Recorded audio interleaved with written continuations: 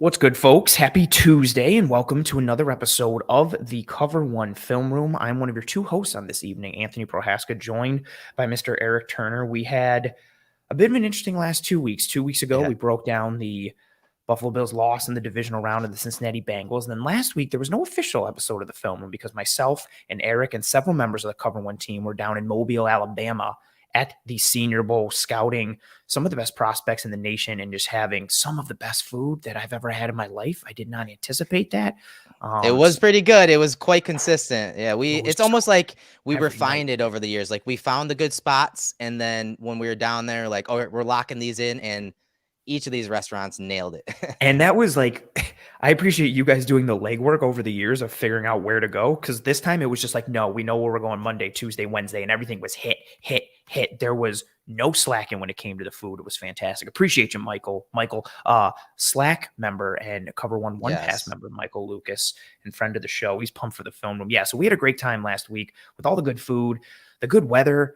Unsurprising weather at times. We're still a little sunburned, feeling the effects from that. We were not anticipating. I'm still flaking. I know. I had to lotion up my ear, like we were talking about over. I'm still burned on like just this side of my face because of how we were sitting.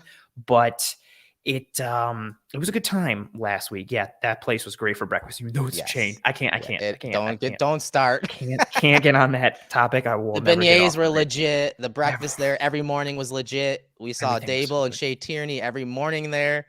Yes. It was again, the food was phenomenal. You don't expect that in Mobile. It was really good. So good. So many different like avenues to go down when it came to food and different types of like cuisine that we hit. So that was great.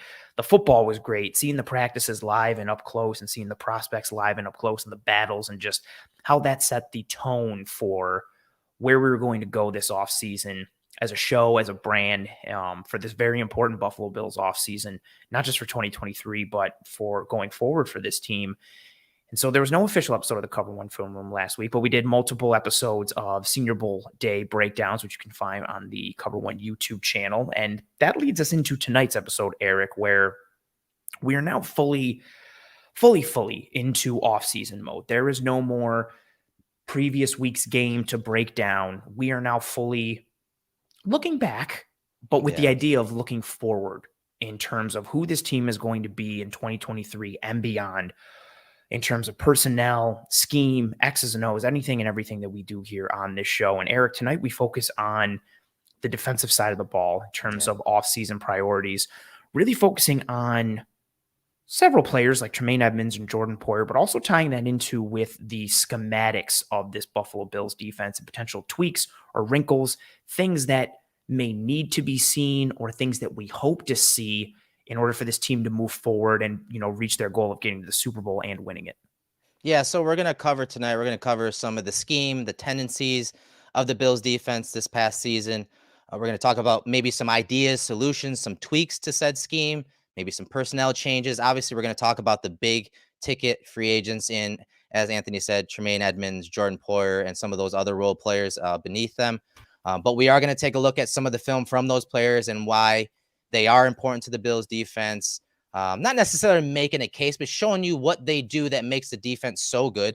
Again, the season ended in a way that we didn't want it to, but we cannot deny or ignore how good this defense was last year and years with these two big players, Edmunds, Poyer, and many others in this scheme. So we're going to do a little bit of everything.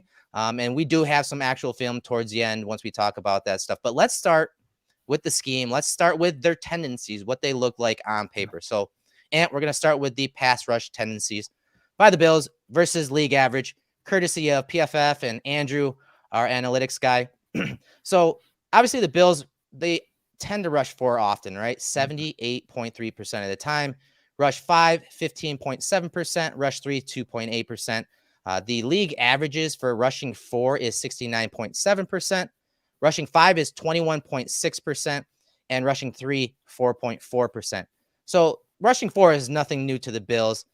And that's part of the reason why they wanted to get Von. They wanted to keep that template going, right? In that blueprint. And while he was healthy, things went quite well. They were able to get, some pressure on the opposing quarterbacks. But if you look at when they actually blitzed, this is where I want to kind of go with things, because they only blitzed 18.8% of the time. But when they did, they created a pressure rate of 33.3%, which is well above the league average, Anthony, at 24.8%. Yeah, I think that's a piece that I don't think people necessarily think of when they think of the Buffalo Bills, just because again they are a primarily rush four type of team, and so then it's like, okay, do they not rush more because they're ineffective with it, or is that just not their forte? But you look at that blitz pressure rate, that's a significant jump. That's almost a full 10-point jump, which is huge, and from a point jump perspective. And we saw that at times this year, whether it was walking up Edmunds to the line or Milano or bringing Taron Johnson off the edge or the corners at times. Like they had some creativity in their blitz packages. And when they rushed, as you see the numbers there, when they rushed more than 4, they were successful with it, especially with, you get those double A gap looks and they mug it up and you're showing 6 or 7 at the line and the offense doesn't know who's coming or where. They were successful with that. I think that's something that we would have liked them to potentially lean into more of this year and going forward. Again, as this team tries to tweak the system here and there, add more little wrinkles, because who they are, I think, is still going to be there, but there are dials that they can turn up a little bit more and lean into because they have had success with them. The blitz piece is huge as we shift forward now towards the coverage tendencies for the Bills versus the league average. And the Bills, they play a lot of everything, and this graph really kind of puts that into perspective. Yeah, and they've been known for those 2 high safety looks, Jordan Poyer, Micah Hyde, for many years now. They've relied on those guys to disguise the coverages, and it's something we talk about every week, honestly. But when obviously Micah Hyde went down, even Jordan Poyer was in and out of the lineup, you saw some of that continuity, some of that communication, some of that dependability go out the door. And not that they were giving up explosive plays, but they were giving up consistently chunk plays, not necessarily over 20 yards, but plays that extended drives and, extended plays in that manner. And so, yeah, a lot of times you're going to see them in those 2 high looks. They played cover 4, 17.6% of time. That's above the 13% average. That's really nothing new. I thought that the back half of the year, once Trey came back, they increased their cover 3 percentage. So right here, you see that for the whole season, they were at 27.3%, which is lower than the league average of 36.3%. But going back to the season, we saw once Trey came back in week 13, I believe it was, 12 or 13, they went to cover 3 33.5% of the time. So a little closer to the league average. So, that's one of those things, like it could be who they were playing. They wanted that extra guy in the box to stop the run or slow down the run. But either way, they were relying on, those 3 deep defenders, the 2 corners and that post safety a little more, which I think is something that we need to start talking about a little more, because you heard us in that last episode with the Bengals review, how we wanted Leslie Frazier to kind of lean on his guys more often, right? And including those cornerbacks, and lean on and trust the players more. I think that cover 3 aspect of playing some more of those cover 3 or cover 1 single high looks is something that they need to lean into a little more, especially next year when we're talking Trey White coming back and being healthier. Hopefully Kyer Elam and whoever they bring in or whoever competes with him, they have the skills to do that, to play those single high looks, especially if Hyde is at post safety and maybe Poyer isn't back. You have a reliable center fielder. They can do that a little more. And again, Tremaine Edmunds is going to affect that as well, whether they bring him back or not. Like, there's a lot of big pieces that are going to be free agents, and it could really change this scheme and really be the pivot point in this regime's career thus far. Yeah, there's those pieces, we've alluded to several already that could lead to some, I don't want to say like evolution of the Bills defense, but more like adaptation for them going forward, because where they continue, and you mentioned something I thought that was really key earlier in this episode. On the whole, especially regular season wise, the Bills defense has been a very good defense. Like if you're watching it on tape, if you're looking at advanced metrics, even if you don't believe in DVOA and so on and so forth, the Bills defense has been a very good defense. The issue is they get into these matchups in the playoffs and they almost, like you, Eric, you talked about it, you've alluded to it several times. They almost overload the players with the scheme and the system, and it turns into more of a stagnant type of defense, relying on all these checks and staying in who you are and not tailoring more to the opponent and being sometimes more attack minded to a degree. And I think that single high piece is really important for them, having the faith in, whether you're going cover one or cover three, your corners are on more of kind of an island on those outside and outside areas. And so you have to have the faith in Tre'Davious White or Kyer Elam or Dane Jackson to be able to execute in those ways. But also if they do that, I think that allows them to potentially, if you're playing cover three or single high in general and you're walking safety down towards the box, that helps them with one of the other areas we're going to look at tonight, which has been, what's happening to the Bills in the box with being a nickel defense, what teams are doing with motion, how teams are gouging them. If you are playing more single high coverage, that lends itself to fixing those areas or trying to buttress those areas to a degree because you have a bigger body and or just another body in general in that box to try and combat what teams have been doing to the Bills really since the midpoint of this year, with just forcing them into disadvantageous looks with motion left and right. Yeah, and the theme of this show is, again, trusting the players a little more because Josh Allen's contract is here now. All right. So that we're up against the cap now.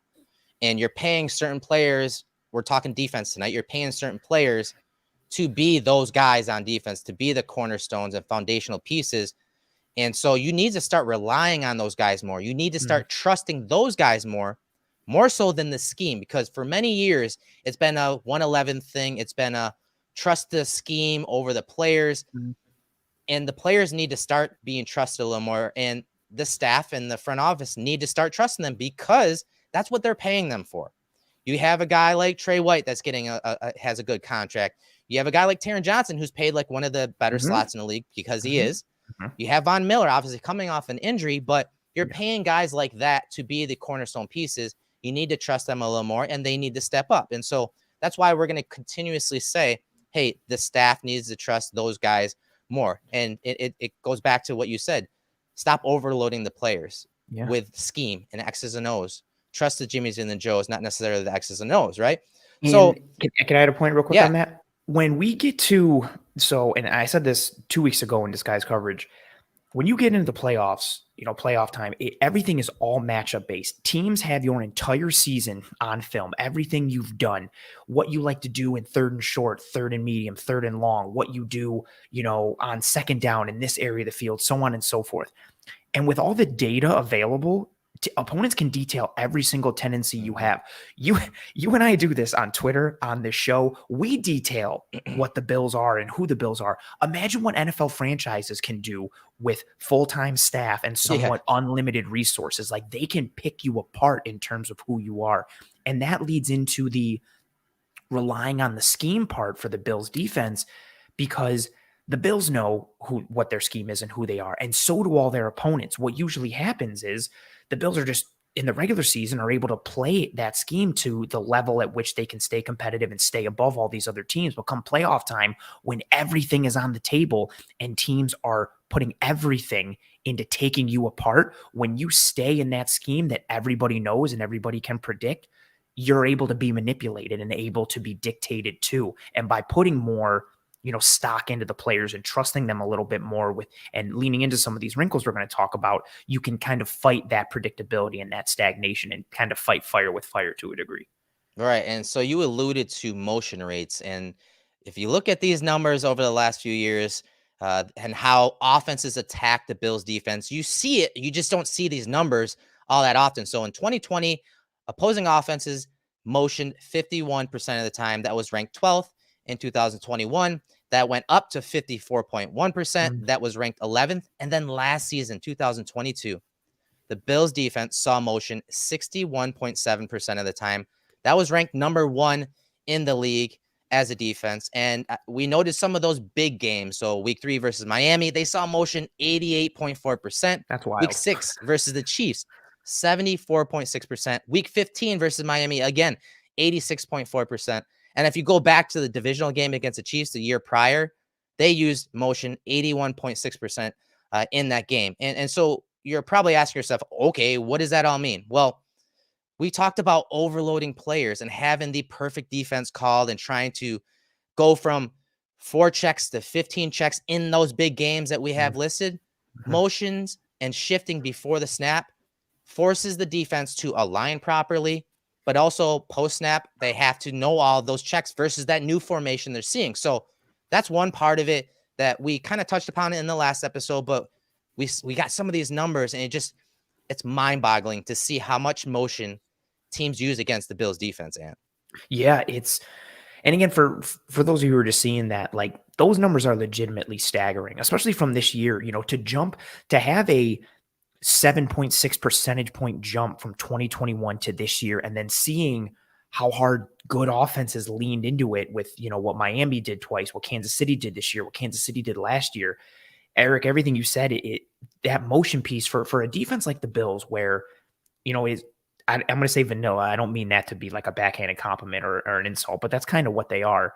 Everything is so check based. Okay, if we're in this coverage and they're in a 2x2 and they do A, we're doing B. If they motion into a 3x1, okay, check, we got to do B.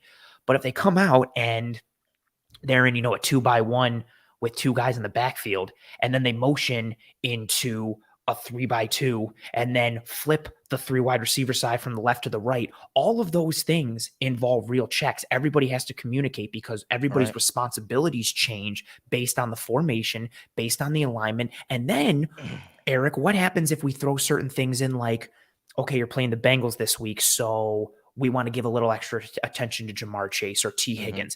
Now you've got extra checks built in for the caliber of player in addition to personnel and assignment and formation. And it just becomes like, you don't have to know football to understand that. Like, imagine if you have a checklist of, okay, if teams do A through F, we're doing G through whatever the hell. If all of a sudden teams access like the whole part of that alphabet, they make you check and check and check and check. And you see things like we saw in the game against the Bengals. You see blown coverages, you see missed assignments, you see pieces that don't allow you to operate like what Nikki says here in the comments. Playing defense is all about pinning your ears back and playing fast. Those checks are just hesitations, pulling players out of position. And that's what it is. Like, you could be the fastest guy on the field, right? Everybody, you can have a defense full of 4.2 40 guys. If they can't process and play fast, they're going to play slow. It doesn't matter how fast your body goes. And defenses have been able to either pull the Bills into disadvantageous situations or out leverage them, or just make them have to overload their own brains with checks. And then they're kind of just stuck in quicksand mentally, which leads to them making errors physically or being slow physically. Yeah, and when Ant says they're kind of vanilla, it's when you're watching them, they're in nickel, the number 1 in the league, right? They're in nickel 94.9% of the time, I think Andrew told me earlier. And they've been over like 90, 91, and 92 every year. Each of the last 3 years. Yeah, they're tops in the league every year. So they have the same personnel. And again, we're not saying throw in 3 linebackers versus 11 personnel. No, it's usually dictated by personnel.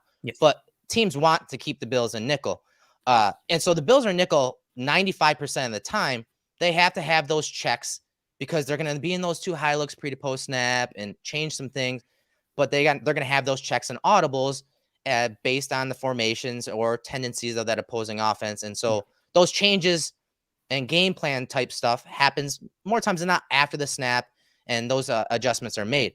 So if they're playing that shell all that often every week versus regardless against whatever opponent they're playing, like it looks vanilla, but really, again, the meat of it happens on the field between all those players, and they all have to be on the same page, which during the regular season, those busts don't happen all that often in coverage because they don't have as many checks. But they get into these big games, they get tight, they throw way too many checks at them, and as Nikki said, they're not allowed to play fast. So, but motion also, when we talk the run game, a lot of times people don't understand that different motions or shifting changes the checks, changes how the defense wants to align, but it also changes the coverage and box numbers, and more specifically, who's in the box. The Bills are in nickel 95% of the time, and a team like the Dolphins, who always motion, I did a video on it when we played them a few weeks ago, and they're always using motion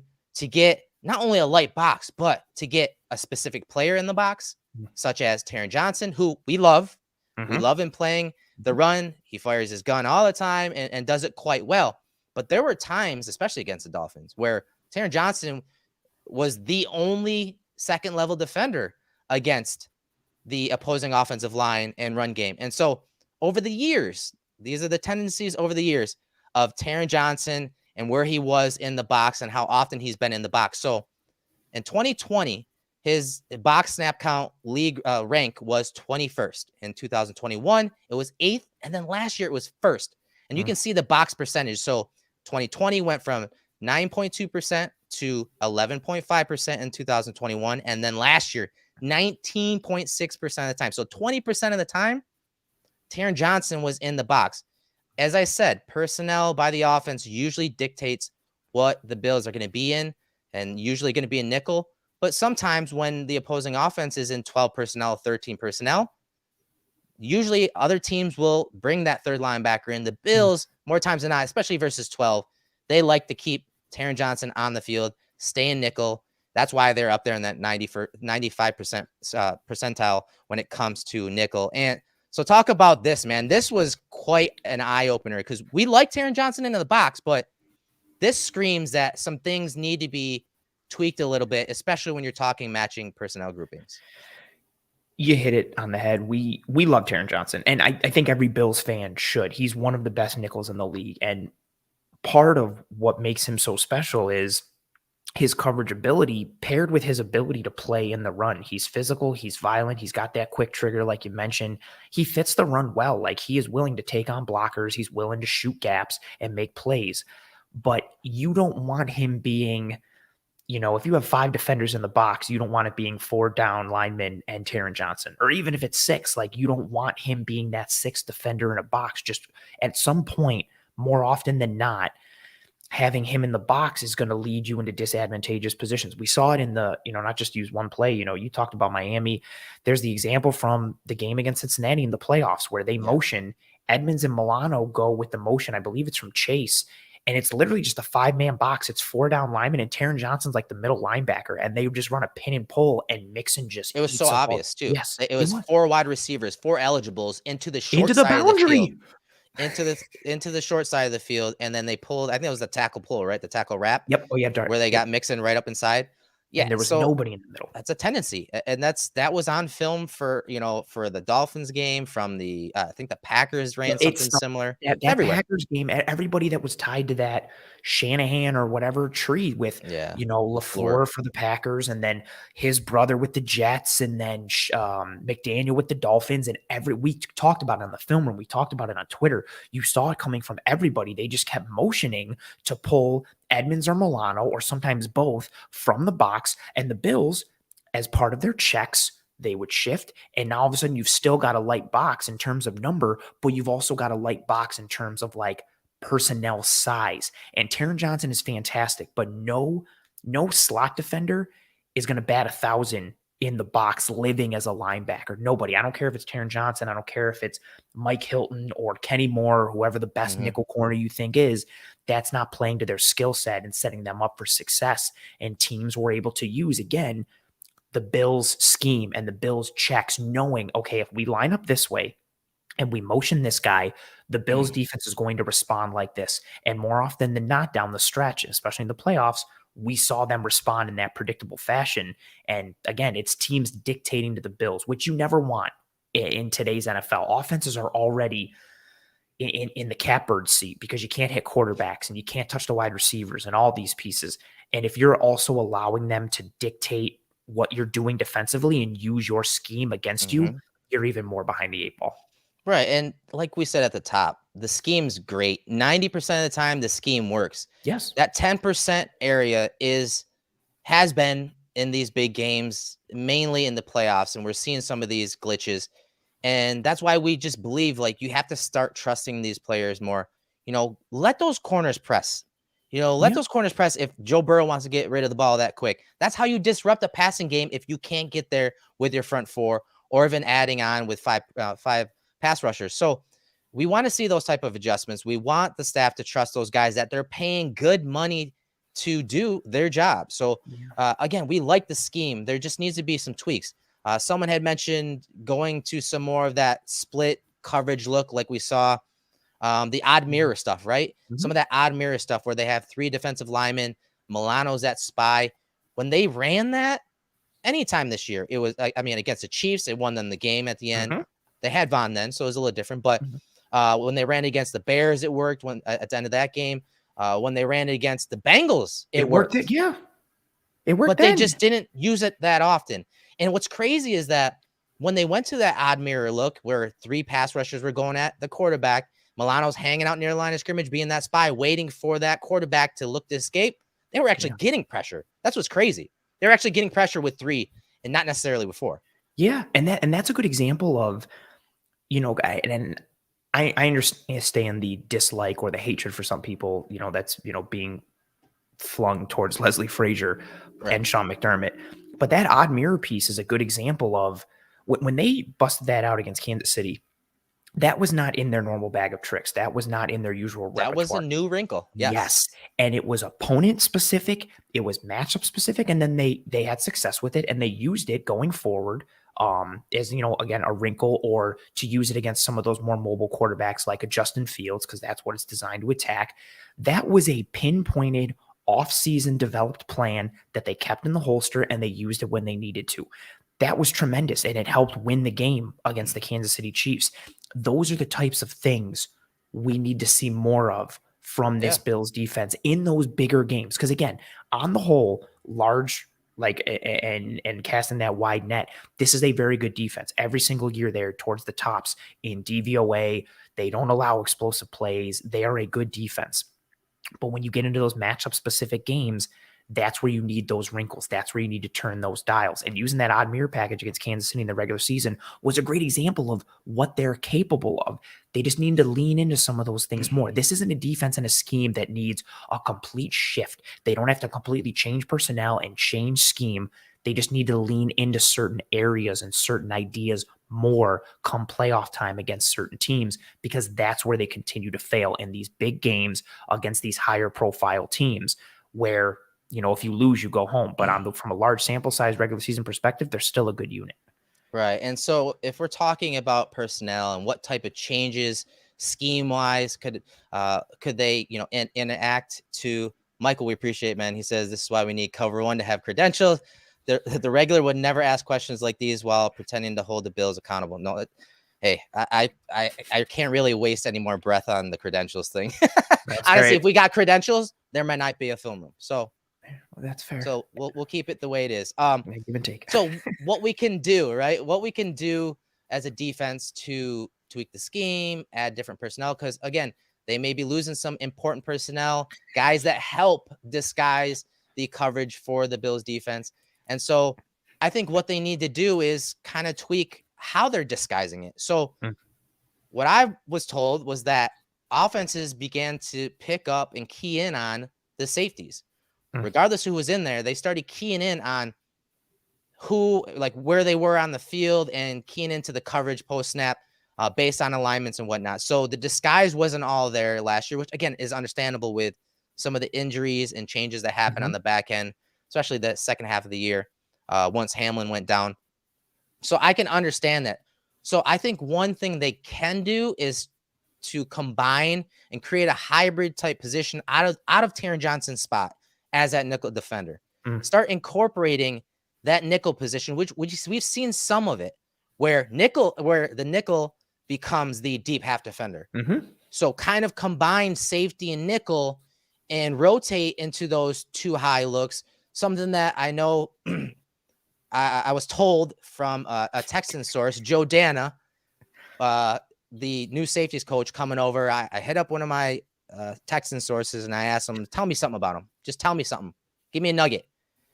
And that person said that he had a lot to do with Petrie and his development. And, he had an up and down season, but his development as a player, he was one of the top tacklers on that team. Also missed a ton of tackles. Yes, just like he did at Baylor. Yeah, just like he did at Baylor. But what they credited him with was being able to incorporate that nickel and disguise the defense and coverage through the nickel position, which is something that the Bills have done a little bit of, but it was more tying in Taron Johnson's stem prior to the snap and disguising along with the safeties.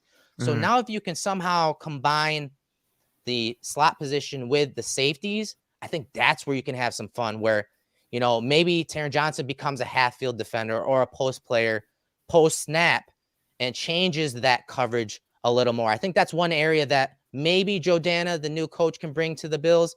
And I hope that he does, because I was told that that is what he did the back half of last year, especially in that game versus the Chiefs, where they actually had it was a good game.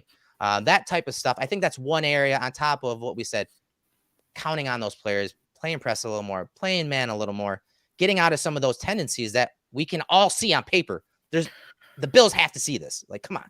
Yeah, it's got to be tweaked to some level and to some degree. I love that piece about Dana and about what you can do with Taron Johnson. Some of my favorite coverages this year have been the Bills. The Bills will show a single high alignment pre-snap, and then post-snap, they'll be in cover 2, which is a 2-high post-snap coverage, and Taron Johnson is one of those deep half players. It's just another example of throwing another wrinkle, and we're going to keep using these words like wrinkles and dials and tweaks and all these things because that's what this defense needs. Yeah. It's just another wrinkle to make offenses have to guess one more thing, because if you're trying to clue in on the safeties, it's harder if you don't. I have an example, Ant. I have an example. Let me bring it up. So we talked about, kind of rotating. I forgot I had this queued up. Let me see here. All right. Can we see that there? We can. All right. So this is versus the Titans. This was a 3rd and 11 situation. So watch the rotation. This is Hyde and Poyer. And look at what Taron Johnson's doing this is so funny. I literally gave an example of a single high, and then they dropped to a cover 10. So there it is. And so now you have, excuse me, you have Hyde in the middle of the field becoming, again, really where Tremaine usually sits. So here's your 2. This is a Tampa 2. It's just Taron Johnson going to the deep half. Hyde drops down into the middle there. So you see that rotation. That is incorporating that safety into that slot corner into that deep half safety role. So little things like that really confuse people. And you can see Tannehill, he's looking this way initially. And then eventually here comes Jordan Phillips with the big hit. And he's not able to get it to the guy he wants to over here because that half a second of processing that coverage and that spin and that rotation, that big hit forces this incomplete pass. So things like that, and like, do that a little more. Incorporate those slot corner positions into that safety rotation post snap, and it can really confuse quarterbacks, especially veterans like Tannehill. Yeah, if you can get any quarterback to add a couple beats to their drop and hold onto the ball a little bit, it just helps your pass rush. Even if you have a great pass rush, cool, you make the quarterback hold a little bit, it helps them. But if you have a pass rush that, even if it's just average or mediocre, making the quarterback hold the ball is advantageous to them, potentially getting pressure or getting home. And adding this disguise coverage piece on the back end, the Bills have been so good at disguising coverage just because of their safeties, with Hyde and Poyer being so interchangeable. If you start to add Taron Johnson into the mix, this is a good look. You see Hyde dropping into the middle and functioning as that almost like deep third kind of player, while Taron and Poyer split the field. Yeah. That's a look you're not used to seeing. And if it's something that offenses have to account for with regularity, it's just another coverage and another mental piece and another area of opportunity to attack the quarterback and make them feel mentally taxed, because they have to think, okay, I think it's going to be this coverage, but it could be this, it could be this, it could be this. If you make them think of more potential things, they play slower. You do to them what teams have done to the Bills defense, which is make them play slower because they have to process so much. Yeah, here's one that's or disguising from man to zone. Looks like a single high post safety look, right? But then watch post snap. Watch what happens here. You see Taron Johnson getting to that deep half. They're rotating to the split field look. Hey, there's your inverted Tampa 2. Your cover 2 is 3rd and 4. And then what happens is they check it down. So they check it down to this guy. Here comes Micah Hyde coming down to make the stop. That type of rotation, that type of spin, that type of disguise needs to be done on a more frequent basis, and because it's there, you have the pieces to trust them. I mean, this looks like man coverage. It looks like cover 1, and then boom, ball snap. They're dropping out in the zone. They throw it to the flat. You have a cloud defender and Hyde peeling off there, making the stop. This is the type of stuff we need to see. And what's nice too with that, right? So you get the whole disguise coverage piece in terms of making it look like man across the board, and then the zone that they drop to. Yeah. But then you also get the added wrinkle of Micah Hyde being the cloud corner on the outside instead of being a traditional corner. So maybe when Matthew Stafford chucks this ball down to Henderson, he thinks, well, you know what? I got Henderson one-on-one with the corner. I'll take my chances. But it's not one-on-one with a corner. It's one-on-one with a safety, and that safety is Micah Hyde. So not only have you disguised coverage and changed the pre to post snap picture, but you've created a non-traditional alignment within that zone coverage, because usually that outside corner is an actual corner. In this instance, it's Micah Hyde. It's one of the pieces. Dallas has done it a ton this year, and I loved what they did. Teams would motion against Dallas. Leighton Vander Esch would follow the running back out of the backfield to, be the number one receiver. And you would think, okay, it's man. And then they would drop into a traditional cover 2. And teams didn't expect that. It's a nice little wrinkle. And the Bills have the capability of doing that. And you not only do you force the check down, but you force the check down to and to your hand. Yeah. Again, the Bills are capable of this. They just need to do it more and a little bit in these bigger time situations. Yeah, and so you can see this little motion. They're motioning to a 4-strong formation. So the running back going to the left side of the screen here, he's the 4th guy. So they're expecting Tremaine Edmunds and Matt Milano to either pass it to each other. One of those guys is going to have the running back here. That's what Stafford is thinking. That's why when he opens up, he looks to his right to kind of lull that defender that's going to be covering that running back out to the left there. And then look, he's going back and he's checking it down, but it's zone coverage. So none of that applies. He ends up checking it down and hides there to make the stop and force, 4th down. So that's the type of stuff that we need to see from the Bills defense, and just trusting guys like Hyde. He's got a big contract. Trust him more. Put him in those advantageous positions. Same with Von Miller. Same with, Matt Milano. Start relying on those guys more, trusting them more than the scheme. And you're going to get plays like this if you can scheme it properly to put those guys in those positions. And it's, I recognize the toughness with it for McDermott and for Frazier, because, trusting the scheme so much is the reason that you can have all the injuries that the Bills had this year and be able to plug in all these depth guys and still have success. It's the reason you can plug in a 4th, 5th, 6th string corner or defensive tackle and have that success in the regular season. But again, come playoff time, you can't just, it makes them sound lazy, and I don't mean it to, but you can't just rest on your laurels. You can't just sit and be like, well, this is what we've done. So this is what we've done. So we're going to keep doing that. That's not how you win championships. You need that versatility. You need that variability. You need to be able to dictate to your opponent. And that's been the difference in the Bills being a very good regular season team versus going home come playoff time, because they've been dictated to, and they haven't had leaned into those wrinkles and turned those dials up enough, because they're just sticking with the scheme. And if they do rely on those players a little bit, again, this is why you go out and get those players, not just to be in the scheme, but because you can fight fire with fire. You've got talented guys. And if those guys take a jump this year, maybe, if Kyer Elam takes a jump, maybe they lean into certain aspects in the secondary a little bit more, maybe, and instill some confidence from a coaching perspective in terms of what they can do game plan wise. But any way you slice it, there needs to be tweaks. There needs to be schematic change in order to help this team really get over the hump. Eric, I pulled this up earlier, but I'm going to pull it up again. Oh, okay. Big time thank you to Bill. Thanks, Bill. Yeah, for the super chat. He said, great show, guys. Thanks for sharing the knowledge. Yeah, I said thank you to him in the chat, but I said Bills instead of Bill. Little Freudian slip there, but he appreciated it because he's a Bills fan nonetheless. But yeah, major thanks. All right, so let's kind of transition here. Let's get into some of the positional stuff. We're going to look at some positional spending, more specifically along the D line. So we're at spotrack.com. And you can see defensive line, the Bills right in 2023 are going to be 3rd in spending at the position at $55.5 million. And so as we transition from 2022 to 2023, it was pretty obvious. We talked about how the Bills didn't get the pressure that they needed to with 4. When they did blitz, they were quite effective, but it was pretty obvious that, the edge rushers, they weren't all that good, especially when you consider the investment that they've made at the position, Epinesa, Basham, and others. But I want to get your thoughts initially at edge, and then we'll kind of get to the interior defensive line. But I want to get your thoughts on the defensive line, which was it again, it's 3rd overall in spending going into next year. So what are they going to do at that position with the guys they have under contract and made those investments with? It's real tricky to go into, because to your point, like, they have invested financially and from a draft capital standpoint in the defensive line, multiple second round picks, multiple free agent acquisitions. It seems like year after year. If we're just looking at the edge position first, I'm happy with what Greg Rousseau has done in terms of his progression and trajectory.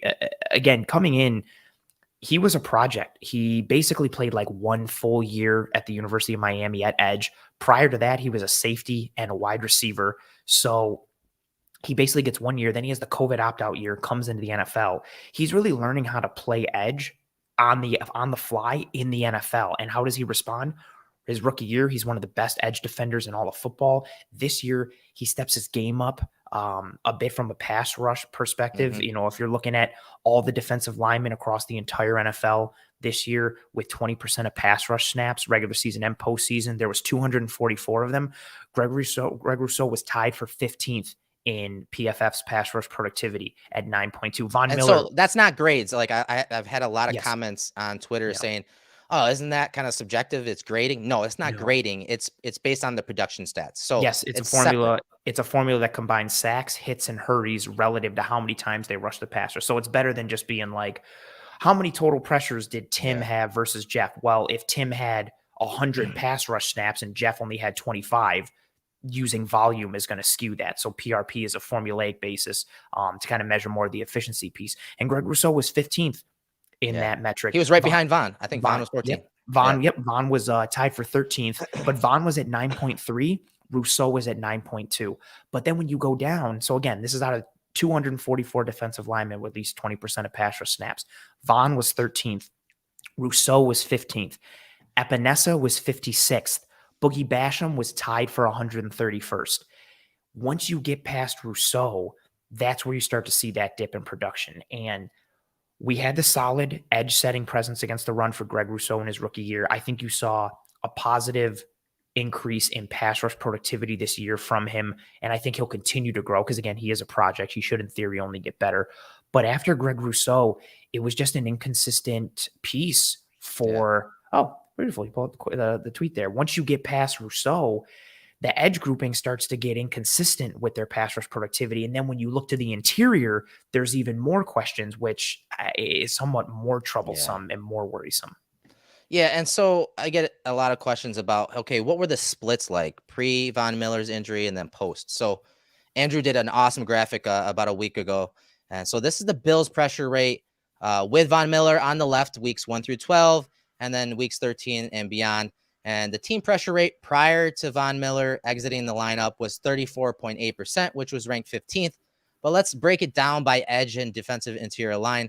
So at edge with Von in the lineup, they had a 22.6 pressure rate, which was ranked 11th. Inside, they were ranked 13th at 14.8%. But once Von went down, the team pressure rate dropped to 31.5%, which was 19th. Edge was at 21.6%. So not much of a drop off. Their ranking dropped five spots, but that's not much of a drop off. But this is where the issues lie. Inside, right? 10.8% when Von was out of the lineup. Pressure rate for the defensive tackles for the Bills. That was ranked 28th, Anthony. And so guys like Ed Oliver, Daquan Jones, I know he missed the second game against the Bengals there. But Tim Settle was just not good this year. I mean, across the board, he was just not good. I'll have you rattle off some of those stats here in a second. Yeah. But he's been a disappointment. And when we talk about positional spending, Ed Oliver, he's going to be on a $10 million contract. Yeah, roughly. Daquan Jones is, I think, getting 4 or 5% of the positional spending.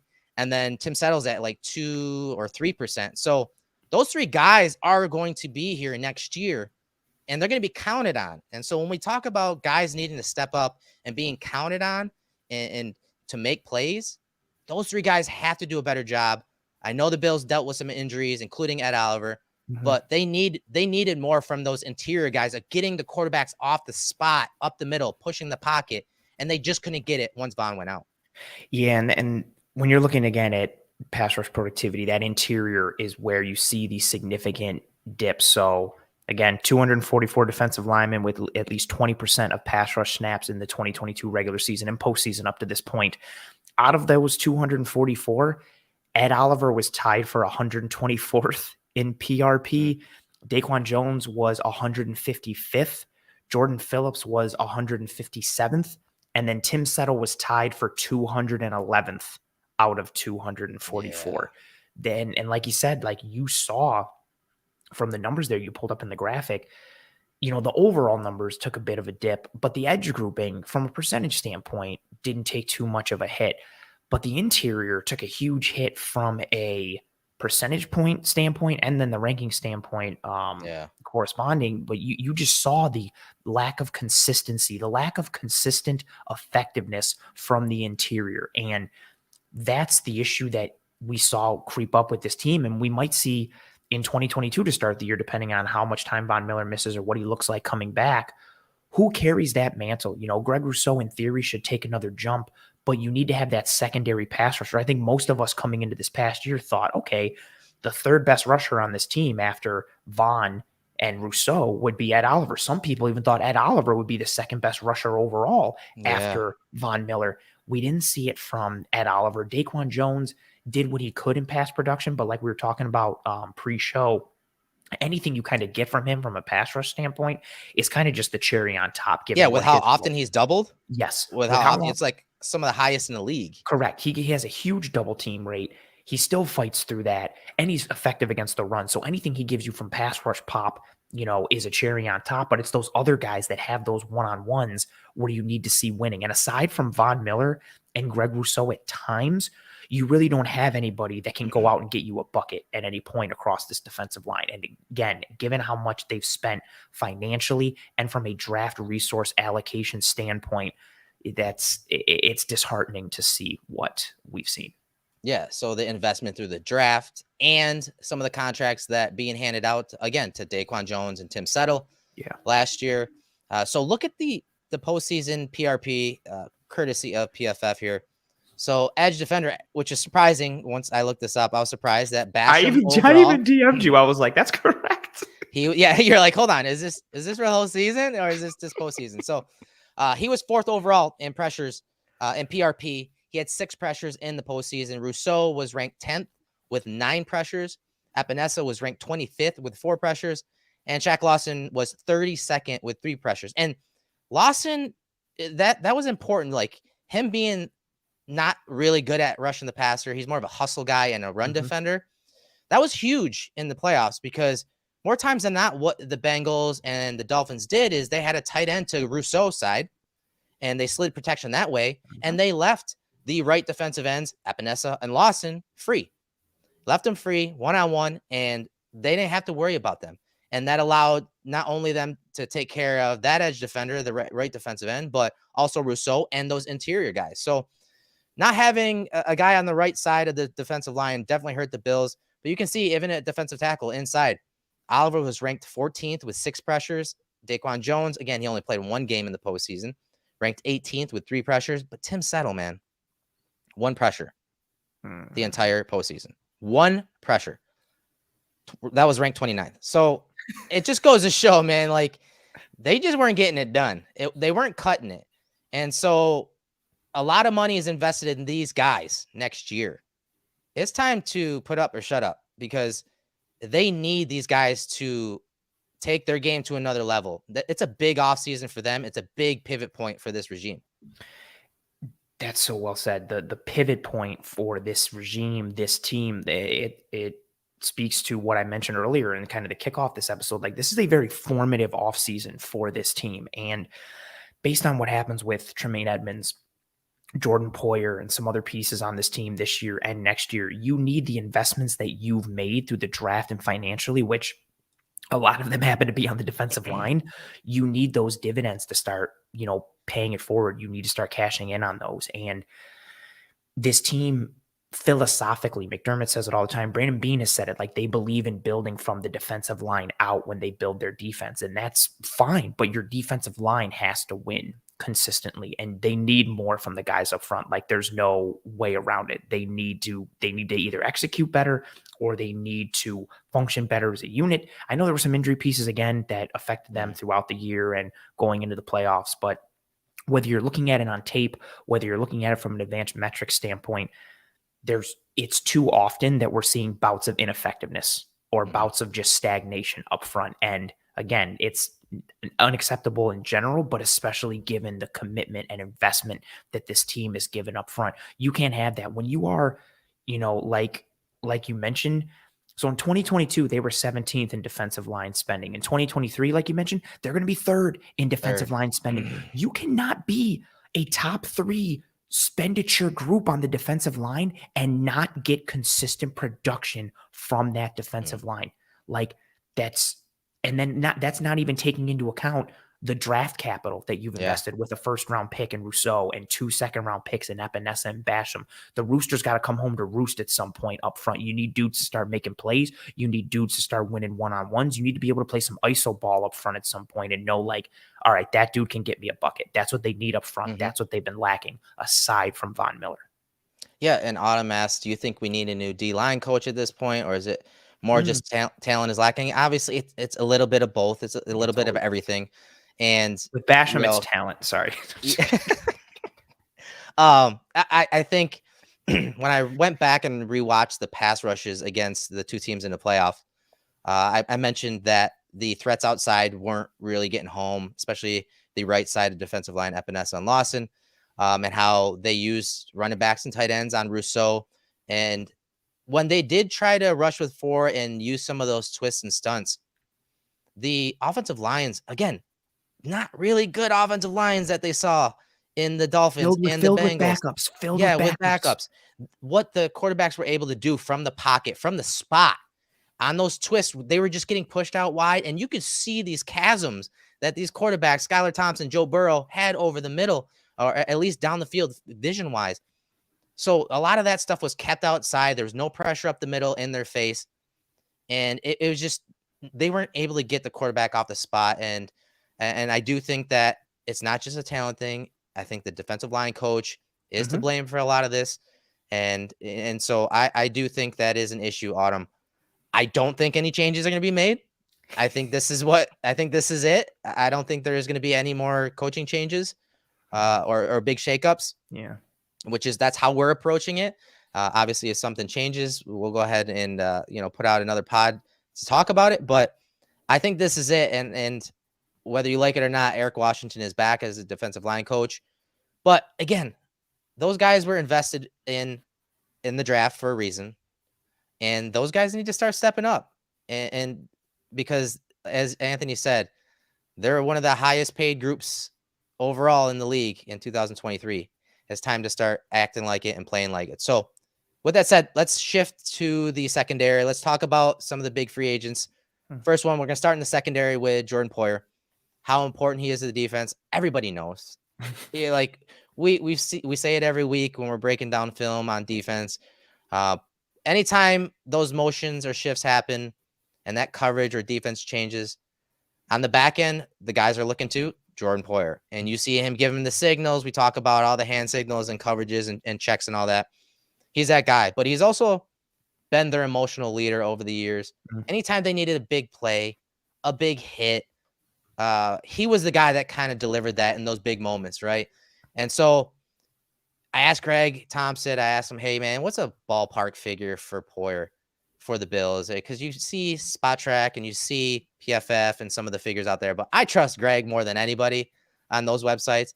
And he said he's been tinkering around with 2 years, 25 million, maybe a little below that. And so whether they bring him back or not, obviously he is important, Anthony. But I want to get your thoughts on, some of the things that you saw this year, maybe that we didn't see in prior years, or if you want to give your 2 cents about bringing him back or not. And it's just hard to do because, the cap was just set and there's so many changes on both sides of the ball that they're going to have to do contract wise and restructuring they're going to have to do to kind of get into the conversation to bring any of these guys back. But I just get your thoughts on Poyer because he's obviously been extremely important to this team, but also to our brand. He's been one of our guys from day one. He's always backed us, always, come on the show. So we are a little biased and we do want him back with the team. We'll admit that. But you guys watch the games. You know how important he is. And I don't even think that, you can even go into too hard with the bias piece. Like, dude's an all-pro safety, and he's been one of the best safeties in the league. And even this year, with a mangled elbow, an injury that he probably should not have been playing football with, that everybody saw the picture where it looked like he had a tennis. I don't want to talk about it. It's disgusting.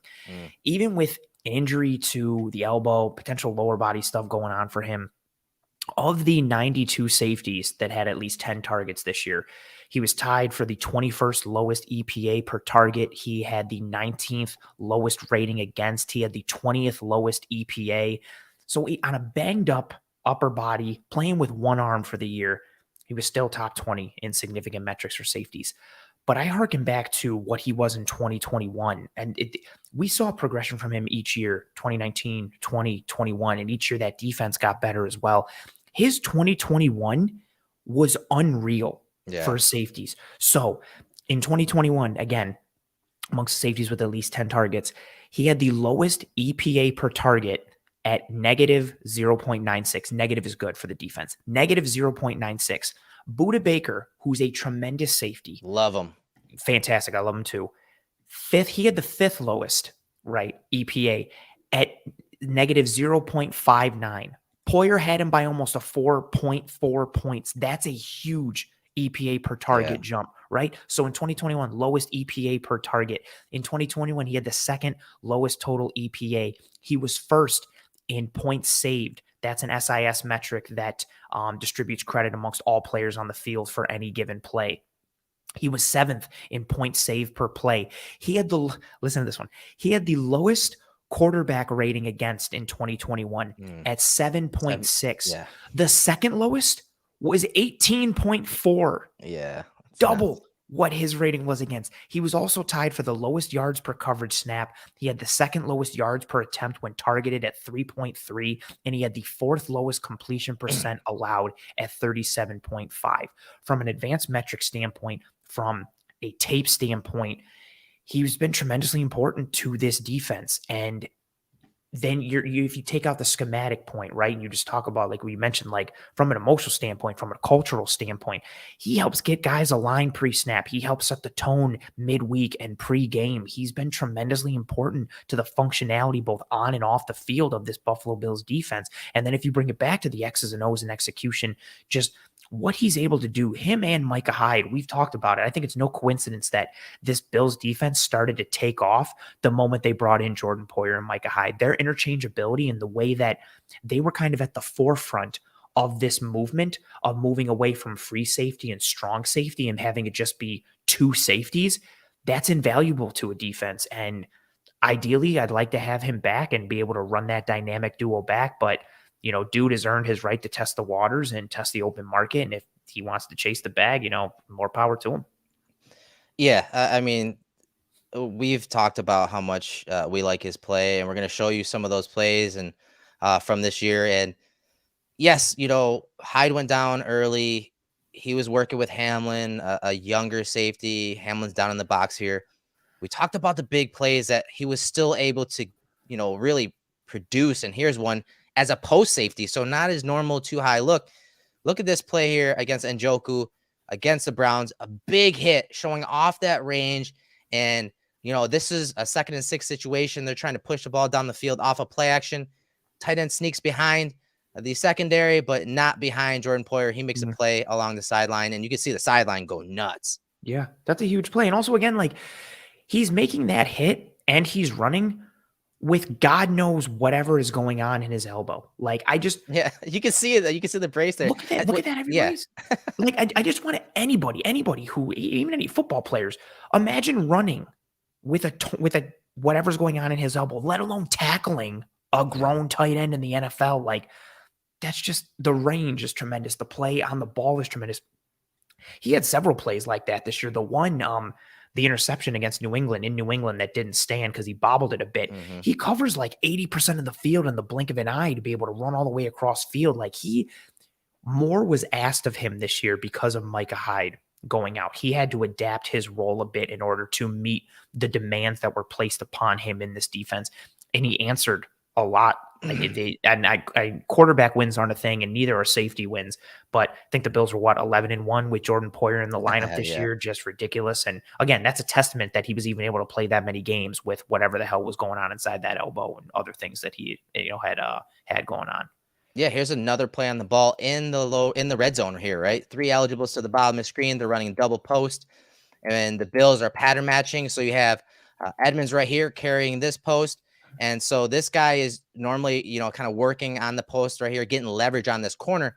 But because of Poyer, his experience in this defense, he understands and trusts that, hey, Edmunds is going to be carrying that first post. I'm going to stick in between both of these vertical routes and stay home. And he damn near gets a pick here in the red zone. So, he read it the whole way. He was the whole waiting way on it. Yeah. And so this is something that, a few years ago, a team like the Colts had attacked the Bills in a similar play like this, and they got a touchdown off of it. He learns from prior plays. He's very heady, very instinctual, and he just knew this defense so well. So if he isn't brought back, it's gonna suck, honestly, because they're gonna have to. We don't know what Hamlin's status is. And they're going to probably have to bring in a young safety, whether it's through the draft or free agency. But he's not going to have the continuity and understanding and reps and muscle memory in this defense like Poyer did over the last few years. Yeah, it's his familiarity with the system and the scheme and his players, and more importantly, the rest of the players on that defense, their familiarity with him. Like what makes he just knows the weaknesses of like coverages and the Bills. He's so good. He's able to diagnose it. He's a very cerebral player, and his ability to tie that in physically and make plays. He's just so reliable in terms of where you think he's going to be. And then he makes plays on top of it, which is just like an added bonus. But we've talked about this whole episode about like the scheme and the system of the Bills defense. A lot of what makes it tick is everyone knows where everyone else is going to be. And because you know where everyone else is going to be, it allows you to play in ways where like, okay, I can shade this way because I know so-and-so is going to be right here on the 5-yard line, and I can kind of push that receiver towards that way, and it allows them to be successful. That's the reason that Levi Wallace was so successful here, despite the fact he wasn't the biggest or strongest or fastest. He was usually that guy who was in the right spot at the right time. Coaches knew where he was going to be, and the players knew where he was going to be. Jordan Poyer is that on the back end at a tremendously important position in football today, and especially in this Bills defense. And then on top of it, he makes splash plays and playmaking plays. So it's really the whole package. Yeah. And so here's a play, that it's a 3rd and 9 situation. It's a sack by Matt Milano, but watch the communication as that motion happens, as that formation changes. Watch Jordan Poyer right here and watch Hamlin. Look at him. Look at everyone's eyes. They're going to look at Poyer. Okay, what's the coverage on the back end? He's like, all right, it's Palms coverage. There it is. So he lets the formation settle. He sees that they're in this empty formation. He calls the coverage. It's Palms coverage because they're sending pressure. And you can see it. Everyone looks to him on the back end when it comes to coverage, and especially in this game because Tremaine Edmunds wasn't in. You see Dotson is the linebacker there. So he was incredibly important each and every week, and the Bills are able to bring the pressure here. Here comes Milano screaming down there, and he's able to get the sack. So this is the type of stuff that maybe you don't see in the broadcast, but when you watch it back, you see the importance of guys like Jordan Poyer. He's dictating so much back there, and especially on this year where we had games where Edmunds missed some time and Micah Hyde not being back there. This isn't even unique to this game. He was constantly calling out coverages, or you'd see times where Kyer Elam would come in and Poyer, you can see, is just like barking at him from the back, not negatively. I just mean like, calling out the signals, and Elam is adjusting based on what Poyer is doing. He's another coach on the field. And again, being able to do that from the safety position is so important because, the safety is, the proverbial quarterback of the defense. Being able to sit back there and being able to have that vantage point and see everything in front of you, it gives you that ability to have a potential, higher pre-snap diagnosis than a linebacker does because they're closer to the line of scrimmage. They don't have that vantage point that you do at safety. And you take that with his knowledge of the game, familiarity with the scheme and the system, it's a tremendously important spot, and he occupies that important role. And like his adjustment on the back end is what helps lead to this sack. Like coverage and pass rush are a marriage. And, we saw that in the Bengals game where sometimes the pass rush was about to win, but it didn't matter because the coverage on the back end, wasn't right. And more often than not, Jordan Poyer has them right. And so if you lose Jordan Poyer, I don't think there's any way to slice it like it's a big blow. Like, yes, could you potentially replace him? Sure. Could you land some stud in the draft? Sure.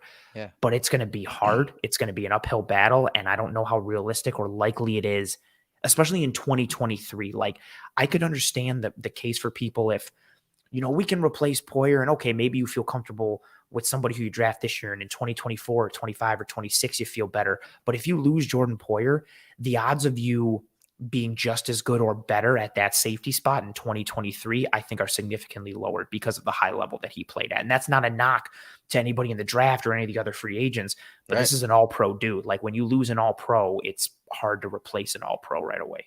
Yeah, speaking of high-level player for the Bills, Tremaine Edmunds put together his best year as a Buffalo Bill. Great timing for him. In the contract year. Yeah, and ka-ching, well right? Done for him, yeah. And so we're happy for him. Why? Because much like Poyer was a vet when he came to the Bills, but he was a foundational piece to help set the culture, help set the defense and what they wanted to do on that side of the ball. Tremaine Edmunds was very much in that same way, but a lot greener behind the ears, a lot younger when it comes to he's still only 15 years old. I know, right? Even Kendall's older than him. So obviously Tremaine Edmunds put together a really great year. So listen to some of these stats. So when we're talking pass defense from an individual standpoint, he was number 3 in EPA per target. And number 1 was Milano. So he's number 3 overall in EPA per target. Let's see if I can bring that up here. Courtesy of Sports Info Solutions. So anytime that they targeted him, you can see EPA per target is right here. He was 3rd overall. Milano was number 1. Jermaine Pratt was number 2. Yes, he was ahead of Fred Warner, Levante David, and some really good names on that list. He was number 2 in QB rating against behind Fred Warner, but also in front of Matt Milano. Number 4 in yards per attempt against at 3.9. According to PFF, he was number 1 in pass breakups last year with 10. If you flip it to the run defense, he was 12th in average tackle versus the run, average depth of tackle at 2 yards, which was tied with Fred Warner. Milano was 10th at 1.9. So just some stats to kind of give you a frame of reference on Tremaine Edmunds this season. But when we talk about, his development over the years, a lot of people will say, yeah, this is his best year. I thought 2019, he had a really good year too. But it's overall been a slow burn and overall, a relatively slow development. But when you consider the age thing, that obviously plays a part when you're talking mental capabilities and the responsibilities that this staff put on Tremaine. We talk about Poyer being the eyes and ears on the back and being a coach on the field. And when we talked about the checks and audibles and setting the defense, that actually started with Tremaine Edmunds. He bears a ton of mental and physical responsibility in this defense. So you start from the mental standpoint. Yeah, like he is constantly setting fronts and being that linchpin between the front and the back end in terms of getting everybody set from a coverage standpoint based on offensive personnel and alignments. And then from the physicality standpoint, like we talked about all episode, the Bills defense is a nickel defense and it's a pass first league, but you still have vulnerability against the run if you are a nickel defense and a light box defense like the Bills are. So Edmunds and Milano are constantly caught in between in terms of having to be those coverage pieces on the back end, but also having to be responsible for fitting the run up front, let alone having to function in coverage vertically or horizontally, side to side. And I love the slow burn piece you mentioned about Tremaine Edmunds. So this is a testament to Tremaine Edmunds and a little bit to Jordan Poyer and Micah Hyde. But the Bills' pass defense from a DVOA standpoint in the middle of the field, in 2019, they were 21st. In 2020, they were 13th.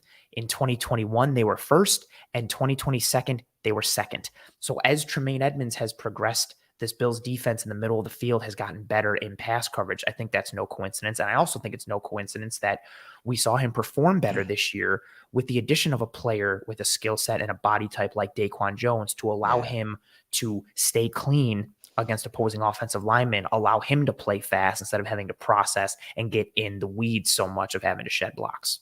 Yeah, he's come a long way when it comes to making plays on the ball and those splash plays, and everyone wanted to see that from him more, right? Like that was a thing that everyone was preaching in the prior off seasons. Even McDermott had mentioned it in one of the pressers. I don't know if it was the last off season or the season before. He wanted Tremaine Edmunds to get wet, to make those splash plays, and just go play fast. And I mean, this year he made those plays, and as you said in those DVOA numbers, like he was an important piece over the middle field. We're going to take a look at some of those plays in the film room, but to see how much better he's gotten at acquiring targets through his zone, passing through his zone, and just flipping his hips and going and running with them, that has probably been the biggest thing that I've seen when it comes to his development. Yes, he's gotten better with the angles and some in the run game and some of the big hits and kind of, inserting his will on others, especially because of his size and makeup. But to me, it was acquiring those targets, running through his zone and running with them and taking them away as options. That was the biggest improvement for me when it came to Tremaine Edmunds. And again, this is his best season, and it's gonna make him a lot of money. Yeah. So Greg had put together a projection for him, and AAV wise, each year it's gonna come down to probably right around 17.5 million. And you can see it's a 6-year, 105 million projection from Greg. Most of that money doesn't hit until like 2025. You see that salary cap hit the first couple of years. It's 7 million next season, 9 million in 2024, and then 18.5 million in 2025, which coincidentally enough is when Milano's contract is up. So, and his contract, I think he'll be 30 years old at that moment. And how old's Tremaine going to be? Still 17. Again, yeah, exactly. So I think a lot of us talked about, hey, give him some time in that slow development because he's young. But I honestly think we talked about this in Mobile.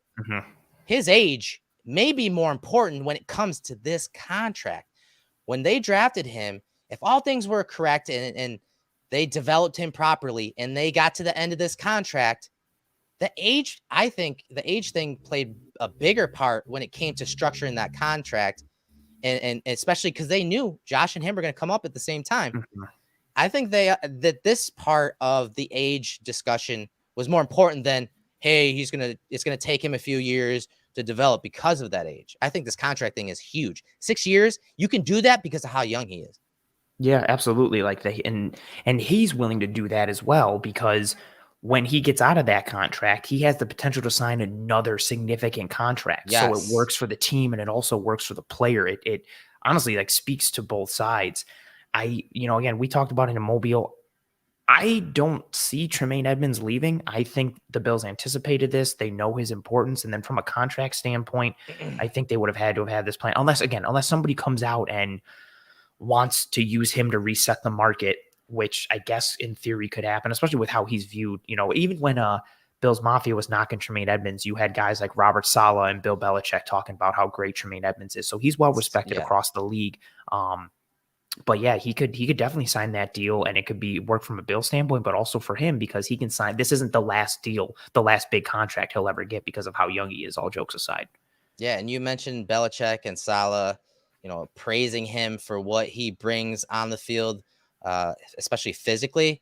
Well, that's a great segue because here is Saleh talking about Tremaine Edmunds, and I love what he calls him here because we call him the pterodactyl a lot, because of his length and how big he is. But listen to Saleh's comments from, I think it was a year or two ago. So, it's interesting, like Avatar, that's Tremaine. He's Avatar. He's like a unicorn in the linebacker world. I mean, the guy's 6'5". He's got ridiculous length, speed, range, knockback. He's got all of it. There isn't anything he doesn't have. So he is special in every sense of the imagination. The amount of space he takes away just by his mere presence in the middle of the field is unlike anything that's been seen in a very long time. I think Urlacher would probably be one of those guys. So, it's interesting. You got to think about Saleh's background too, and where he came from and who he's worked with. Like he obviously is a defensive mind and a really good one. Unfortunately, he's in the division with the Bills. But he's been around some talented defensive players. And for him to talk that glowingly about Tremaine, he's not just puffing out, and just gloating about Tremaine. Like, he's honestly telling you how he feels about Tremaine and how he would love to have a guy like Tremaine. Whereas a lot of Bills fans, they would be like, they would be happy if Tremaine wasn't on the team. It's just so hard to picture this defense without Maine in it. And that's from a guy who helped Fred Warner become Fred Warner in San Francisco. And so he knows what good linebacker play is. But he hit on a point just with his size. Even if he just on the snap just stood there in the middle of the field, he's a deterrent because of his size and his wingspan. But then you add that in, Erik, with what you mentioned, leading up to this clip, his effectiveness against the pass this year from a route collecting standpoint, his ability to read the route distribution, his ability to swivel the hips and just match whoever comes into his zone. It could be a slot receiver, it could be a tight end. And this isn't something new for us. We showed whichever game it was last year versus Kansas City, where he collects Mecole Hardman and runs with him down the field. And Mecole Hardman runs like a 4.3 840. But he took it to another level this year in terms of reading the route distribution and his ability to function in the middle of the field. And this clip is a great example of his ability to robot, as you say, and pick up this over. Yeah, and this is the interception that ends up going to Poyer. But the recognition, this is a play they had run earlier in the game, and he recognizes that play action pass there, and they're trying to slip Robert Woods right here on that over route. You see him, again, turn and locate. Robot, turn and locate. Get on him, and you're not in phase, but you got to remember you're undercutting that. And look at Milano. This is technically where Milano's space is supposed to be. He's supposed to be deterring this throw. But Edmunds is not totally in phase, but he plays perfectly underneath that route, gets his eye on the wide receiver, then on the ball, gets a piece of it, and it ends up in Poyer's hands for the interception. Just phenomenal stuff. Great recognition from play to play, from drive to drive. Robot right there, technique. Again, my favorite improvement of Tremaine's the last couple of years. And this one's a nice one too, because you see the coverage ability from a read and reaction standpoint. And then you also see like the processing standpoint, his ability to recognize what's going on, his ability to get his eyes on Bobby Trees and pick him up and carry him. But then again, you see at the end, the physical piece. This play is a microcosm of who he is, the range, the athleticism, the processing, and then the physical God-given pterodactyl wings. Like he gets his fingers on this ball, which leads to the deflection, which leads to the interception. And this isn't just saying it because, he's a Buffalo Bill. I don't know if another linebacker is making that play because they don't have the wingspan that he has. Like maybe they have the speed, but they don't have the reach. Maybe they have the reach, but they don't have the speed and the range. Like he's one of very, very, very few that can make this play. That's why Robert Saleh called him a unicorn. Like this play is just all of that in one: the size, the speed, the range, the mental processing, the recognition. And this is also why, whether you're looking towards the draft or free agency, it's not easy to replace a guy like this, a guy who can function in the middle with this size and this speed and this recognition and the ability to match coverage, which is hard for anyone, let alone a linebacker. Like it's not easy to replace someone who has to occupy this role and who occupies it to the level that Tremaine Edmunds does. Yeah, we talk about shutting down the middle of the field. When you play those two high safety looks, the weakness is outside, down the middle of the field, right? And when you play those two high safety looks, you're underneath defenders like Tremaine Edmunds. Their ability to shut down the middle of the field has a lot to do with that range and athleticism. You see it here. He's carrying Adam Thielen down the field on an over route, flips those hips and finds that target, and then makes a play at the catch point. Again, he's done this well over the last few years. But this year, the consistency of finding that guy going over the middle on those over routes or screaming down the middle of the field versus those two high looks, he stepped it up another level this year. And it was just great to see that it caused turnovers too, not just incompletions, but also turnovers. He's so mad at himself on this one because he dropped that interception that was right in his hands. He had a couple plays like this where he broke on the ball in this game and just had a bunch of splash plays in this one from a PBU standpoint. He should have came down with it. But again, that's the functionality of his recognition, his skill set, his ability, his athleticism, the wingspan, all those pieces. And that's also, again, tied into what the Bills are able to do coverage-wise. The reason the Tampa 2 became the Tampa 2 is because the Buccaneers had a guy like Derek Brooks. The reason the Chicago Bears were able to take the Tampa 2 and add on to it, because they had Lance Briggs, but also a guy named Brian Urlacher that Robert Saleh mentioned, who had the ability to play that deep middle third and be able to carry guys. Edmunds allows them to do that, whether it's a too high look in cover 2 or a too high look in cover 4. It's just, he's rare. He's rare, and it's hard to replace rare. Yeah, I mean, whether they're in zone or they're pattern matching, you can see he just distributes the coverage so well, gets on the hip of that defender or that tight end down the middle of the field, and makes another play at the catch point. Just so much fun to watch a linebacker do that, week in and week out. It just opens up the defensive playbook, and you can see that the middle of the field is wide open. I mean, it's there, but he's able to, with his range, cover that up and shut it down versus, quarterbacks that can fit it in there. Aaron Rodgers could fit that in there quite easily, but Edmunds is there with his range, athleticism, and length at the catch point to break it up there, Anthony. Just, again, week in and week out. But this was an area that, aside from making plays on the ball, big hits and really, showing that dominance and that size, this was one of those plays this year, because we saw it a lot more than prior years, where Edmunds, was lighting people up, and especially running backs. You see him work over the top of the rub route and then just lays out the running back on that little wheel route up the sideline on third down. Poor Sylvan Ahmed just gets absolutely crushed. And again, this is what the naysayers or the detractors, or even some of the fans of Tremaine Edmunds, have wanted him to do, like interceptions, pass breakups, sacks, or big hits, just using that size. And this one was beautiful. Again, the recognition, the ability to get through the traffic and just work over the top, but then he has the closing speed to be able to work over the top and then get back down onto the running back. If he doesn't have the angle that he takes or the speed, Ahmed potentially gets this ball and has a couple seconds to potentially make a move on the linebacker, but Edmunds closes him down so quickly while working over the top. There's nowhere to go. And then he separates him from the football, crushes him. And you see the appreciation from the sideline on this one. That's always a big one. Like when you see the sideline get up or get out of their seats, something big or something great happened, because the real recognize real, and the players recognize it on this one. That this Autumn says, some say Ahmed's soul is still on the field from that hit. That's a fair point. Edmunds just detonated on him. Again, like you said, this was third down. This wasn't, at a point that didn't matter or early in the game. Like, this was a nice tone setting moment in a high leverage situation. Really good play from Tremaine Edmunds.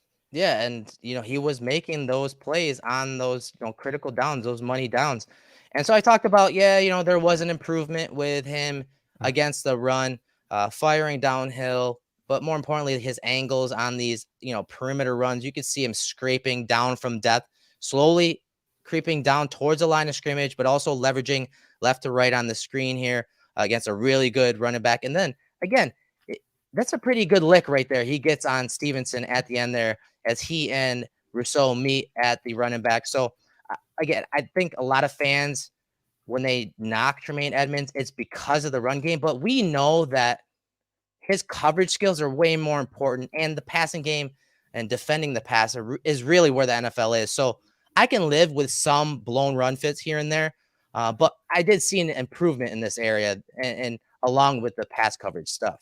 Yes, his value in the pass game is so tremendously important that I don't want to say it cancels out or negates any failures in the run game, but it does mitigate any failures in the run game to a degree. But like you said, we saw an uptick in his pass coverage performance this year, but also in his ability to come forward. And yeah, he sticks Ramondre Stevenson here. Stevenson is listed at 6 feet, 227 pounds. He's a stout dude. Like, people don't really rock him like that. And Edmunds gets low, puts a good hit, but it's, you mentioned it's the way he plays this. Like, if he over pursues, you have the opportunity for a cutback from Ramondre Stevenson. Instead, he plays this in tandem with Matt Milano. Matt Milano takes the outside. Stevenson is forced to cut up into the alley. Rousseau closes down. You see that alley, formed right there from the two lines you got, and Edmunds fills it and makes the play. We saw more of that this year than I think we have in years past. I think that's part of the reason why fans have kind of woken up a little bit to his play, and why a lot of people now are clamoring for him to be re-signed, lo and behold, as we've come full circle here, because he started to make more of those plays in the run game. And if the defensive line continues to function as it can, and this isn't just a Tremaine Edmunds thing, no linebacker can function if the defensive line doesn't do their job. If anybody watched 30 for 30 on Bullies Bullies in Baltimore, who played in front of Ray Lewis? Sam Adams and Tony Saragusa. The Goose. Boom. And then his production dipped a little bit. And when did it go back up? When they brought in Haloti Nada. Like, there's a reason why space eaters and functional defensive line play usually works in tandem, or there's some sort of I don't want to say a causation, but correlation between the defensive line and good linebacker play. We saw some additions that worked, and you couple that with Tremaine Edmunds' ascension mentally and physically in several areas. And yeah, he balled out this year. Like we said, in perfect time for him to hit the open market and potentially cash in. Not a big deal. Yeah. And so when it comes to like replacing a guy like him, if they're not bringing him back, there's some pretty big scheme changes that could happen. Whether they address linebacker in free agency or the draft, which I've been looking at both of those players and personnel in both of those areas, and it's rough. Yeah. Obviously, because you're trying to compare them to Tremaine Edmunds and his size, his speed, what they ask of him, his smarts, and again, he's ascending still, and this was his best year, and he's still going to be going up, and that's what they would be paying him for, not the prior years, regardless of how you viewed those years. But you're just not going to find a guy with size, speed, athleticism, length like this in this draft or in free agency. So they're going to have to cut some corners there. And by cutting corners, you may be, cutting the pay, what Tremaine's going to get paid. You're going to be cutting that, but you're also cutting corners in your scheme. The Bills will not be able to play those two high looks as often if they get a lower grade linebacker. You just can't do it. How are you going to be playing a gap and a half with a shorter, lighter linebacker that's 6'1", 225, 230? So there's going to be some changes there. If Edmunds isn't brought back, there's going to be some changes in personnel, but also in scheme. Maybe they can't play. We talked about changing some of the things in the secondary or coverages, single high versus two high. Maybe if they don't bring Edmunds back, they have to go to more single high looks to have that safety down more. So these are all big things. When we talk about a pivot point, losing a Poyer and or Edmunds, there's some big changes on the horizon that will affect everything from the top down, right? And like when it comes to salary, the salary cap, when it comes to scheme, when it comes to personnel, what is asked of said personnel, there's some pretty major changes on the horizon if they can't bring back one or both of these guys. Yeah, it creates a significant series of domino effects leaning towards the negative side of it instead of being a positive domino. Just starting with Edmunds, one of the plays that you showed, that the one against Green Bay where he's carrying Tanyan, you talked about it. Like, look how open the middle of the field is. And that happens because you have someone like Tremaine Edmunds who can pick up that responsibility and execute in that fashion.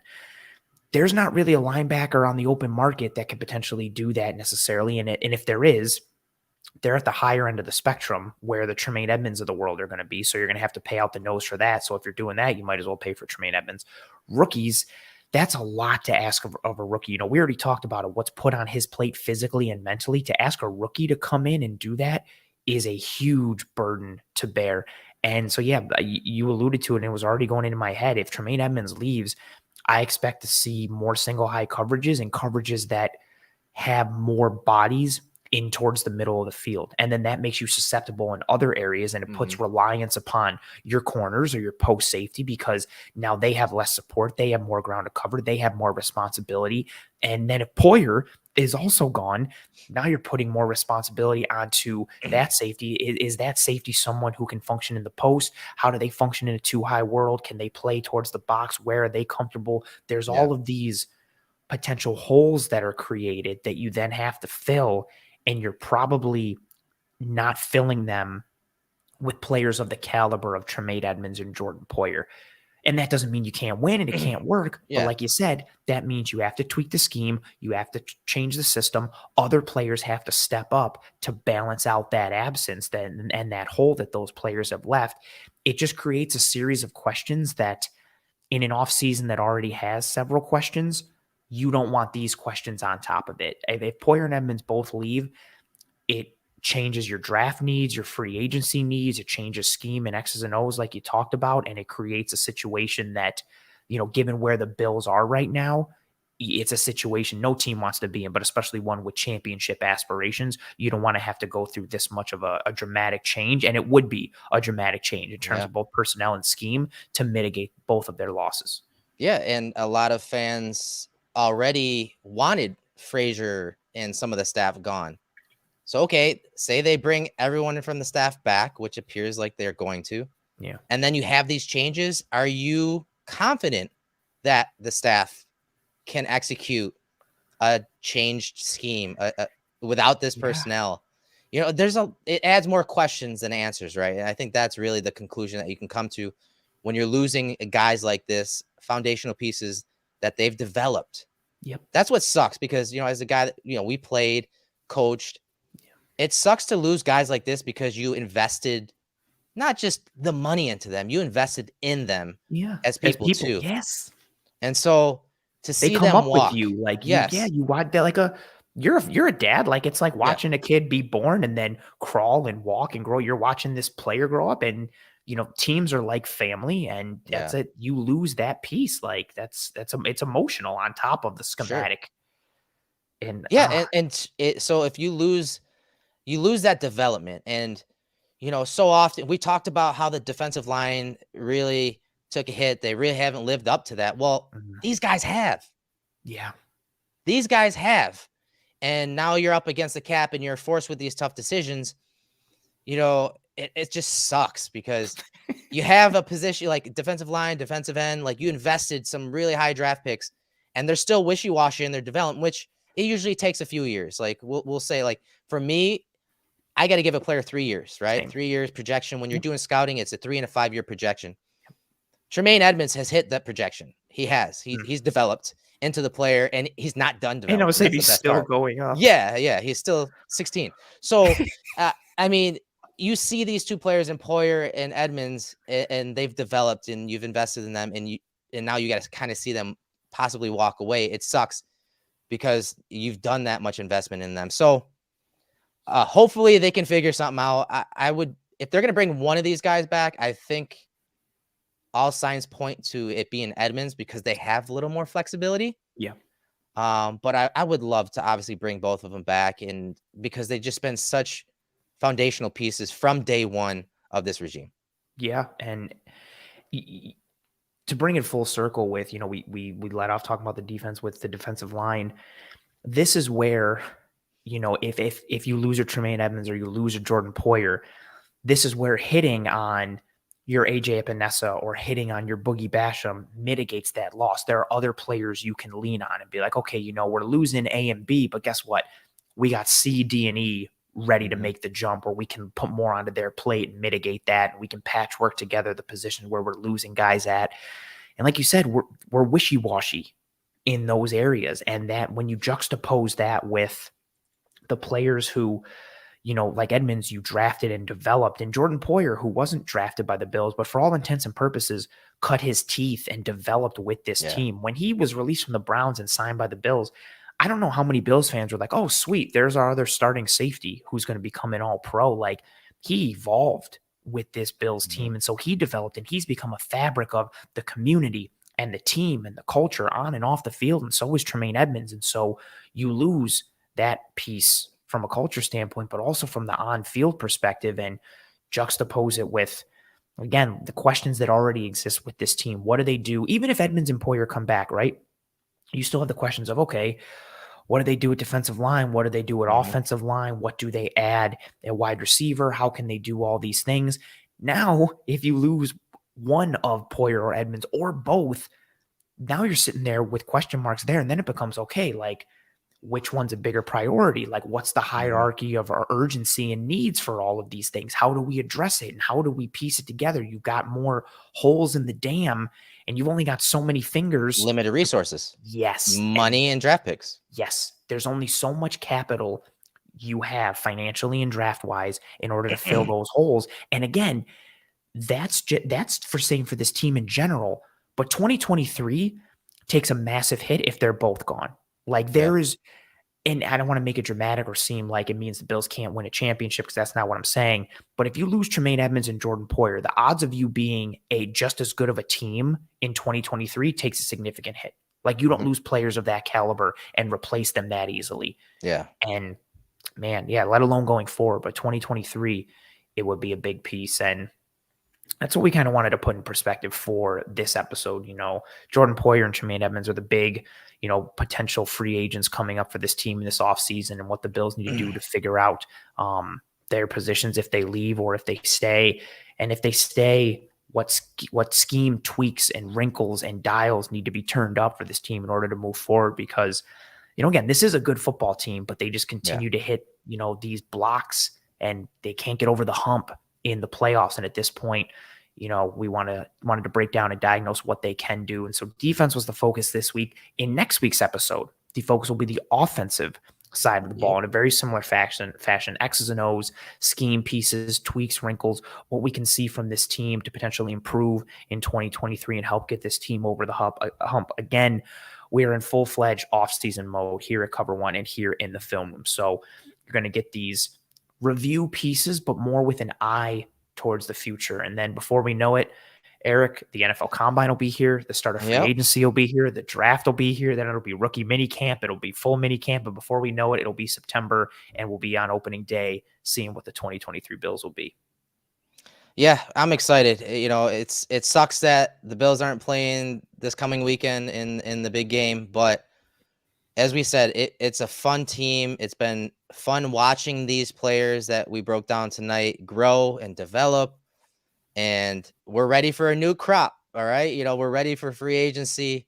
We're ready for the draft and the offseason and the new pieces that they're going to add to restructure this team and roster so that they can make another run next year. We're very excited. The offseason was always my favorite part in Madden, and it still continues to hold a special place in my heart as we move forward. So keep it locked here in the Cover One film room all off season for your Buffalo Bills needs and for the Cover One channel as a whole. Also, from just a draft perspective, you have Erik, you have myself, you have Russell Brown, you have Kendall Mursky, all providing on either, episodes here on the channel or via Twitter accounts. Yeah. Film breakdowns on upcoming prospects that are Bills related, but also just NFL related in general. So if you are looking to get your college football fix in terms of trying to figure out who needs to be targeted and why, what positions and who ranks in what positions and what their skill sets are, bang it there on Twitter for, Erik. You see the Cover One handle right there at Cover One. His personal handle is at Erik J. Turner. You see mine right here at Pro_ANT. Kendall Mursky is at Mursky Kendall. And then Russell Brown is at Russ NFL Draft. We got you covered and, leading up to the draft. Because it's draft season. And we do. Actually, Anthony, we should mention there is an NFL draft channel, a Cover One NFL draft channel. So when it comes to Bills-centric draft stuff, you're going to have it on the main Cover One channel. But we also have an NFL draft channel that we do funnel some content there. And like a lot of Russell Brown's, Kendall stuff is going to be over there when it's just general NFL stuff. And then there's also the Cover One fantasy channel, fantasy and gambling channel that we've had this year. So we're also trying to build up some of those YouTube channels. So if you're not a subscriber to those channels, search them after the show and be sure to subscribe to them to show support to all of those creators as well. And for next week's episode, we're going to go offense. Make sure to leave us some comments in this video about what you want us to talk about, whether it's personnel, whether it's scheme, Dorsey, what we're missing in Brian Dable. He was awesome in Mobile. We got to sit and chop it up with him a little bit. Good shit, cool. Right? Just awesome dude. But let us know in the comments, and so then when we prep for the week, we can go ahead and start outlining and prepping properly for the offensive episode next week. Yes, we love the feedback from, again, we do this for you folks. So any specific questions, thoughts, comments, concerns, philosophies, ideologies, maxims, and falling apart, throw them up into the comments there. So, we can have a little more pinpointed approach. And also awesome plug for all the other channels, especially the fantasy channel and then the NFL draft channel, which, Erik, like you mentioned, for those who don't know, everything, this off season here on the main channel is focused with a Bills, obviously, like centric focus, but that draft channel will be just, draft in general. So if you're a draft head or you want to know just what's going on in general, bang it there. In addition for some Bills knowledge as well. But Erik, that'll do it for us here on this episode of the Cover One Film as we get our bearings a little bit after spending last week in Alabama. We are back on East Coast time and reacclimating to the film room in this offseason that is now in full swing. We appreciate you folks for riding with us live here on this episode of the Cover One Film Room. Thank you to everybody for your comments, the engagement with one another, the engagement with us. Thank you, Bill, for the super chat. Thank you very much for everybody throwing in the kind words throughout the episode and here on the back end. We greatly appreciate you folks. If you did not watch live, that's cool. We appreciate your post live view, listen, download, whatever have you. If you are here on YouTube, please, and thank you, drop a like on this video. It goes a long way towards us tracking and trending in front of more eyes and ears. If you are listening on one of the podcasting apps or platforms, please rate and review, whether on Spotify, Apple Podcasts, or wherever you consume your podcast content. Please subscribe to the Cover One channel here on YouTube, the Film Room, all the different shows you got. Same thing on the podcasting apps. That'll do it here for us on this Tuesday, February 7th edition of the Cover One Film Room. For myself, Anthony Prohaska, for Mr. Erik Turner, thank you to Bill for recognizing the trees. I got lazy and haven't taken this one down yet, so apologies. If you're tuning into Disguised coverage tomorrow, I will also have it up again. I'm still tired from last week. It is what it is. So for myself, for Erik, for both of the trees, this has been an episode of Cover One Film Room. We will see you next week. We hope you and your family and friends and loved ones are all doing well, staying safe, be kind to one another, take care of one another, and as always, go Bills.